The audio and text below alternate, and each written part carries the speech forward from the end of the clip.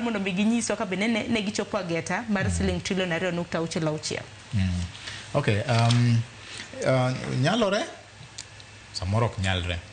Bro nyalore kaluwore gi kaka gitimo reforms mag round tax collections, to ge tax compensation, to ge the general public view e weche mag tax. Weche mag tax gi ingene tax ma Kenya ka en gimiluongo ni self assessment.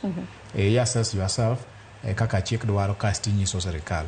Mana kopo ni KRA ne giwach e kage nyalo review. Tukoro from self assessment no ema winjo be ne giyude those targets.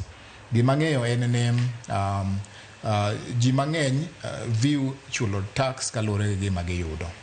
Chik to wacho ni tax ichulo at quid pro quo. Tiende ni ichulo osuru kok expect anything.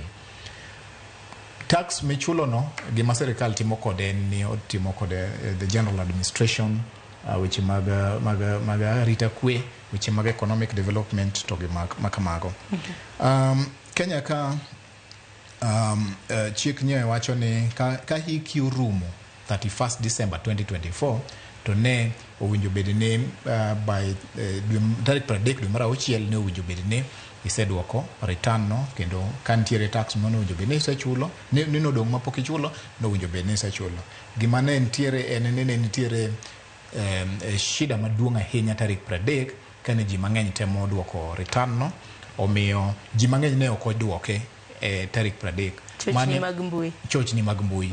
Mane momiyo KRA no medo ndala 5 nyaka tarik 5 dwe mar 7.